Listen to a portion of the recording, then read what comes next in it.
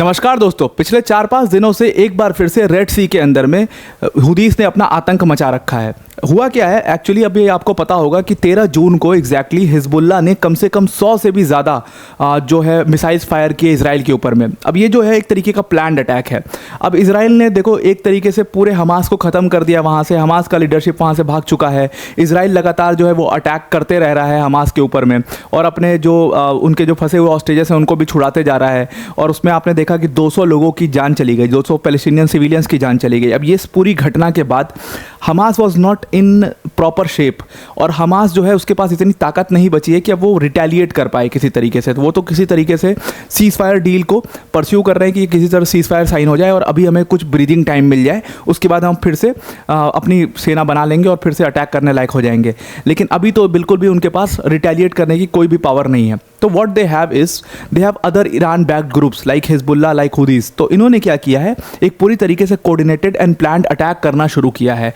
इसीलिए हिजबुल्लाह ने जब 100 मिसाइल्स फायर किए, ठीक उसी के पहले आप देखोगे हुदीस ने, चाहे वो इमटेरियल की वो किस कंट्री की शिप है या कौन सी फ्लैग्ड वेसल है, वो क्या लेके जा रही है, कोई मतलब नहीं इनसे, क्योंकि पहले ये बाकी कंट्रीज़ की शिप्स को नहीं टारगेट कर रहे थे। जो इजराइल बैक्ड शिप्स थी या जिसमें इजरायली लिंक था किसी शिप के ऊपर या यूएस लिंक था किसी शिप के ऊपर, उन्हीं को सिर्फ टारगेट कर रहे थे। तो बट अभी क्या देखा जा रहा है कि कोई भी शिप जो कि Bab al Mandeb, Red Sea, Gulf of Aden के आसपास भी नजर आ रही है, उनको वो टारगेट करना शुरू कर दे रहे हैं। और ये पिछले 3 दिन से लगातार चल रहा है। अभी उसी कड़ी में इन्होंने क्या किया, इन्होंने एक ग्रीक वेसल जो कि बाब अल मांदेब से गुजर रहा था, मतलब गल्फ ऑफ एडन से गुजर के बाब अल मांदेब की तरफ बढ़ रहा था, उसको इन्होंने टारगेट किया है और उस शिप को इन्होंने पूरी तरीके से डिस्ट्रॉय कर दिया है। और उस शिप पे जितने भी क्रू मेंबर्स थे वो सारे क्रू मेंबर्स बुरी तरीके से घायल हैं। हालांकि अभी कोई भी ह्यूमन कैजुअलिटी उसमें नहीं हुई है। और वहाँ पर से जो मेंबर्स थे, क्रू मेंबर्स जो उस शिप के थे, उन सबको इवैक्यूएट करा लिया है UKMTO द्वारा। यूके मतलब यूनाइटेड किंगडम मैरीटाइम ऑर्गेनाइजेशन, जो कि उस पूरे एरिया की सिक्योरिटी को देखती है। जब से ये हूदी रिबल्स जो है अपनी आतंक मचाए हुए वहाँ पर, तो UKMTO काफ़ी एक्टिव है उस पूरे एरिया में और वहाँ की सिक्योरिटी को देख रेख कर रही है। तो UKMTO ने उन सारे क्रू मेंबर्स को बचा लिया है अभी फ़िलहाल तो, और उनको जो है बगल में जिबूटी है वहाँ पर ले जाया जाएगा और वहाँ से फिर डिपोर्ट किया जाएगा अपनी अपनी कंट्री में। तो अभी फ़िलहाल जो ये इन्होंने शिप पर अटैक किया है, ये एक्चुअल में एक सिग्नेटरी अटैक है, क्योंकि देखो इन्होंने शिप को डिस्ट्रॉय कर दिया। वो शिप जो है वो अब ड्रिफ्ट कर रहा है, और ड्रिफ्ट करती हुई शिप बहुत बड़ी प्रॉब्लम क्रिएट करती है, बिकॉज वो ट्रैफिक क्रिएट करती है उस पूरे रूट पर। और ये पहली बार नहीं हो रहा है ऐसा, पिछले 3-4 दिन में तीसरी चौथी बार हो रहा है जो हूदी रिबेल्स करके आ रहे हैं। क्योंकि इसके पहले अगर आपने देखा होगा तो इसके पहले इन्होंने एक फिलिपिनो शिप को अटैक किया था। ये फिलीपींस की जो शिप थी, ये कोल कैरियर थी बेसिकली, जिसका नाम ट्यूटर था। और ये ट्यूटर कोल कैरियर जो है, ये भी वहीं पर गल्फ ऑफ एडन के पास इसको टारगेट किया गया था। इसमें 22 क्रू मेंबर मौजूद थे, 22 के 22 क्रू मेंबर जिंदा हैं, सबको इवैक्यूएट करा लिया गया।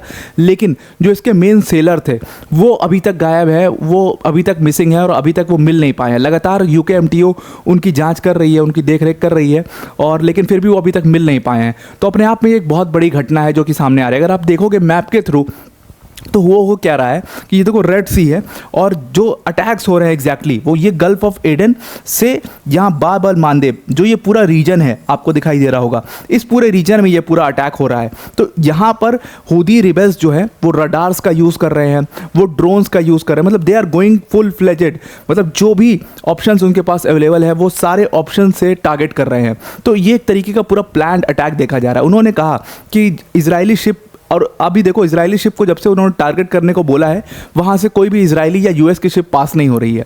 बट पहले किसी को पता नहीं था कि ये बाकी की भी कंट्रीज़ या ग्रीक की शिप को भी टारगेट कर देंगे या फिलीपींस की शिप को भी टारगेट कर देंगे। बट अब इन्होंने अपने मंसूबे साफ कर दिए कि कोई भी शिप उधर से जाएगी उसको हम टारगेट करेंगे, और वही वो कर रहे हैं। तो अब अगर आपको यहाँ पर बगल में दिख रहा होगा जिबूटी जगह है, तो जो मैं अभी वीडियो में आगे आपको बता रहा था कि जिबूटी पर लेके जाया जाएगा। एक्चुअली जिबूटी एक तरीके से न्यूट्रल कंट्री टाइप है।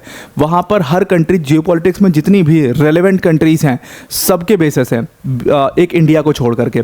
बाकी चाइना ले लो आप US ले लो, आप फ्रांस ले लो, UK ले लो, किसी भी कंट्री को उठा लो, रशिया ले लो, सबके बेसिस यहाँ पर मौजूद हैं, जापान के भी, यहाँ तक कि जापान के भी बेसिस यहाँ पर जिबूटी के अंदर में मौजूद हैं। तो आप समझ सकते हो कितनी इंपॉर्टेंट जगह है। तो यहीं पर उनको इवैक्यूएट करा करके जितने भी क्रू मेंबर्स हैं उनको जिबूटी ले जाया जा रहा है, जिस भी कंट्री के बेस पर सेफ्टी है वहाँ पर ले जाया जा रहा है, और फिर वहाँ से इनको अपनी अपनी कंट्री में डिपोर्ट किया जा रहा है।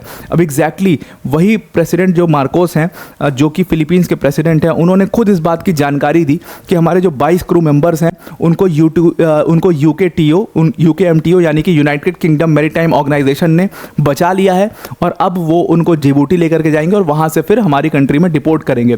बट ये जो समस्या हो रही है इसको लेकर के इंटरनेशनल मैरीटाइम ऑर्गेनाइजेशन काफ़ी ज़्यादा परेशान है। देखो, ये जो समस्या है एक्चुअल में ये समस्या सिर्फ और सिर्फ अटैक की नहीं है, या सिर्फ ह्यूमन कैजुअलिटी तो इसमें कोई नहीं हुई है, पर फिर इंटरनेशनल मैरीटाइम ऑर्गेनाइजेशन इतना परेशान क्यों है? क्योंकि इससे कहीं ना कहीं ट्रेड पर बहुत इफेक्ट पड़ रहा है। अभी देखो, जो इन्होंने फिलीपींस की शिप को अटैक किया, वो फिलीपींस की शिप जो थी वो कोल कैरियर थी, उसके बाद इन्होंने एक पेट्रो कैरियर को भी अटैक किया। तो इससे क्या हो रहा है? इससे एक तो डर का माहौल हो रहा है, जिसकी वजह से या तो रूट लंबा लेना पड़ रहा है शिप्स को, और रूट लंबा लेना पड़ रहा है तो उससे भी प्राइस इफेक्ट पड़ रहा है, और दूसरी चीज़ जब यहाँ पर आ रहे हैं और यहाँ पर अटैक हो जा रहा है तो उससे भी वर्ल्ड ट्रेड के ऊपर काफ़ी ज़्यादा इंपैक्ट पड़ रहा है।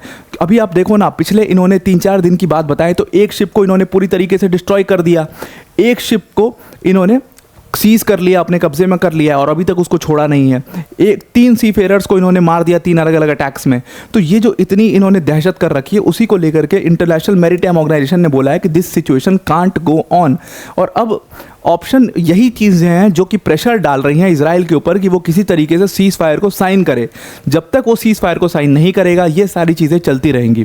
और एक्चुअल में अगर आप प्लानिंग देखोगे हिजबुल्लाह की, हूदीज़ की, उनकी प्लानिंग भी यही है, एग्जैक्टली वो करना भी यही चाहते हैं कि वो प्रेशर डालना चाहते हैं इन सारी इंटरनेशनल ऑर्गेनाइजेशंस पर, ताकि ये फोर्स करे इजराइल को सीज़ फायर साइन करने पर। बिकॉज इफ़ इजराइल ने सीज़ फायर साइन नहीं किया तो आपको भी पता है कि अगले 2-3 महीने में हमास को वो पूरी तरीके से ख़त्म कर देंगे। वो अब दूसरी कंट्रीज में ऑपरेशन करने की भी सोच रहे हैं। तो this is what Israel is all about. तो उनको रोकने के लिए हूदीज़, हिजबुल्लाह, ये सारे जो छोटे ईरान बैक्ड ग्रुप्स हैं, इन लोगों ने एक कोऑर्डिनेटेड प्लान्ड अटैक करना शुरू किया है, और अभी ऐसे कई सारे अटैक्स के बारे में आप आगे भी सुनते रहोगे। तो आई होप आपको ये पूरा आर्टिकल समझ में आ गया होगा। वीडियो को एंड करने से पहले अनअकैडमी टीम की तरफ से एक बहुत बड़ी अनाउंसमेंट है। देखो, अनअकैडमी ने ना इस बार यूपीएससी सीएससी 2023 के जो रिजल्ट आए उसमें 300 से भी ज़्यादा सेलेक्शंस दिए, जिसमें all India rank 1 Aditya Srivastava sir भी हमारे ऑनलाइन प्लेटफॉर्म के ही लर्नर थे। तो आप समझ सकते हो किस तरीके की क्वालिटी अनअकैडमी आपको प्रोवाइड करता है। तो ये जो हमारा सक्सेस है इसको हम अकेले सेलिब्रेट नहीं करना चाहते, बल्कि अपनी वर्ल्ड अफेयर्स के ऑडियंस के साथ मिल करके सेलिब्रेट करना चाहते हैं। और इसीलिए हमने अपने यूपीएससी सीएससी की कोर्स फीस में बिगेस्ट एवर प्राइस ड्रॉप किया। जिस कोर्स फीस में आपके 1 लाख 1.5 लाख तक रुपए लग जाते हैं, उसमें हमने प्राइस ड्रॉप करके उसको 29,999 कर दिया है। मतलब इस डिस्काउंटेड प्राइस में आपको एक तो 15 मंथ्स का सब्सक्रिप्शन मिलेगा, प्लस उसके साथ साथ में इंडिया के टॉप एजुकेटर्स आपको पढ़ा रहे होंगे आपके बैचेस में, जैसे पुनाल सर, जैसे Prateek sir, Sudarshan sir, Madhukar sir, Siddharth sir जैसी फैकल्टीज़ आपको यहाँ पर पढ़ा रही होंगी। तो आप समझ सकते हो किस तरीके की क्वालिटी आपको इस बैच में मिलेगी। सिंपली आपको क्या करना है, डिस्क्रिप्शन में हमने एक लिंक दिया है, उस लिंक पर क्लिक करना है, और जहाँ पर यूज़ कोड का ऑप्शन आएगा वहाँ पर आपको यूज़ करना है APYT10, तो आप इस कोर्स को अवेल कर पाओगे। तो आई होप आपको ये पूरा आर्टिकल समझ में आ गया होगा। आज के लिए इतना ही। Thank you and have a nice day.